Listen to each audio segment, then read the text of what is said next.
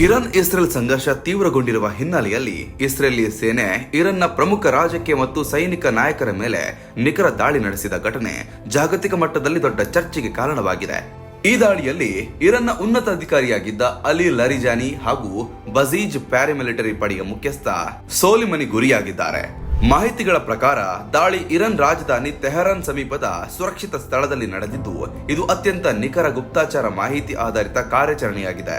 Iran ರಾಷ್ಟ್ರೀಯ ಭದ್ರತಾ ವ್ಯವಸ್ಥೆಯಲ್ಲಿ ಪ್ರಮುಖ ಪಾತ್ರ ವಹಿಸಿದ್ದ ಲಾರಿಜಾನಿ ಯುದ್ಧದ ಸಂದರ್ಭದಲ್ಲಿ ದೇಶದ ನೀತಿ ನಿರ್ಧಾರಗಳಲ್ಲಿ ಪ್ರಮುಖ ವ್ಯಕ್ತಿಯಾಗಿದ್ರು. ಕೆಲ ವರದಿಗಳ ಪ್ರಕಾರ ಅವರು ಸಾವನ್ನಪ್ಪಿರುವುದಾಗಿ ಹೇಳಲಾಗ್ತಿದ್ರು.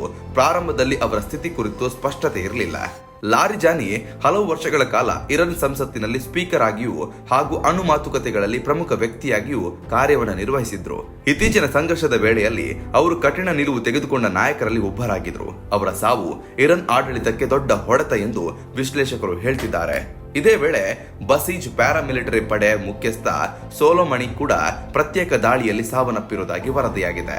ಬಸೀಜ್ ಪಡೆ ಇರಾನ್ನ ಒಳಭದ್ರತೆ ಮತ್ತು ಪ್ರತಿಭಟನೆಗಳನ್ನ ನಿಯಂತ್ರಿಸುವ ಪ್ರಮುಖ ಶಕ್ತಿ. ಈ ಪಡೆಯ ನಾಯಕರನ್ನ ಗುರಿಯಾಗಿಸಿಕೊಂಡಿರೋದು ಇರಾನ್ನ ಆಂತರಿಕ ನಿಯಂತ್ರಣ ವ್ಯವಸ್ಥೆಯನ್ನ ದುರ್ಬಲಗೊಳಿಸುವ ಉದ್ದೇಶವಿರಬಹುದು ಎಂದು ತಜ್ಞರು ಅಭಿಪ್ರಾಯವನ್ನು ವ್ಯಕ್ತಪಡಿಸಿದ್ದಾರೆ. ಇಸ್ರೇಲ್ ರಕ್ಷಣಾ ಇಲಾಖೆ ಈ ದಾಳಿಗಳು ಇರಾನ್ ಸೈನಿಕ ಹಾಗೂ ರಾಜಕೀಯ ನಾಯಕತ್ವವನ್ನು ದುರ್ಬಲಗೊಳಿಸುವ ವ್ಯಾಪಕ ಕಾರ್ಯಾಚರಣೆಯ ಭಾಗವೆಂದು ಹೇಳಿದೆ. ಯುದ್ಧ ಆರಂಭವಾದ ನಂತರ ಹಲವು ಉನ್ನತ ಅಧಿಕಾರಿಗಳು ಗುರಿಯಾಗಿರೋದು ಈ ಸಂಘರ್ಷದ ತೀವ್ರತೆಯನ್ನು ತೋರಿಸುತ್ತದೆ. ಕೆಲ ವರದಿಗಳ ಪ್ರಕಾರ ಲಾರಿಜಾನಿ ಅವರ ಕುಟುಂಬ ಸದಸ್ಯರು ದಾಳಿಯಲ್ಲಿ ಸಾವನ್ನಪ್ಪಿದ್ದಾರೆ ಅಂತ ಹೇಳಲಾಗ್ತಿದೆ. ಈ ಘಟನೆ ಮಧ್ಯಪ್ರಾಚ್ಯದ ಭದ್ರತಾ ಪರಿಸ್ಥಿತಿಯನ್ನ ಮತ್ತಷ್ಟು ಸಂಕೀರ್ಣಗೊಳಿಸಿದೆ. ಇರಾನ್ ಇದಕ್ಕೆ ಪ್ರತೀಕಾರದ ಕ್ರಮ ಕೈಗೊಳ್ಳುವ ಸಾಧ್ಯತೆ ಇರುವುದರಿಂದ ಪ್ರದೇಶದಲ್ಲಿ ಮತ್ತಷ್ಟು ಹಿಂಸಾಚಾರ ಸಂಭವಿಸಬಹುದು ಎಂಬ ಆತಂಕ ವ್ಯಕ್ತವಾಗಿದೆ. ಈಗಾಗಲೇ ಕ್ಷಿಪಣಿ ಮತ್ತು ಡ್ರೋನ್ ದಾಳಿಗಳು ಸಮುದ್ರ ಮಾರ್ಗಗಳ ಭದ್ರತೆಯ ಸಮಸ್ಯೆಯನ್ನು ಹಾಗೂ ತೈಲ ಪೂರೈಕೆ ಅಸ್ಥಿರತೆ ಜಾಗತಿಕ ಆರ್ಥಿಕತೆಯ ಮೇಲೂ ಪರಿಣಾಮ ಬೀರುತ್ತಿದೆ. ಒಟ್ನಲ್ಲಿ ಉನ್ನತ ನಾಯಕರನ್ನ ಗುರಿಯಾಗಿಸಿಕೊಂಡ ಈ ದಾಳಿ ಇಸ್ರೇಲ್ ಇರಾನ್ ಸಂಘರ್ಷವನ್ನ ಹೊಸ ಹಂತಕ್ಕೆ ಕೊಂಡೊಯ್ದಿದೆ. ನಾಯಕತ್ವದ ನಷ್ಟವು ಇರಾನ್ ರಾಜಕೀಯ ಹಾಗೂ ಸೈನಿಕ ಸಮತೋಲನವನ್ನ ಬದಲಾಯಿಸುವ ಸಾಧ್ಯತೆ ಇದೆ. ಮುಂದಿನ ದಿನಗಳಲ್ಲಿ ಪ್ರತೀಕಾರ ದಾಳಿಗಳು ಹೆಚ್ಚಾದ್ರೆ ಈ ಸಂಘರ್ಷವು ಇನ್ನಷ್ಟು ವಿಸ್ತಾರವಾಗುವ ಭೀತಿ ಇದೆ ಅಂತ ತಜ್ಞರು ವ್ಯಕ್ತಪಡಿಸಿದ್ದಾರೆ.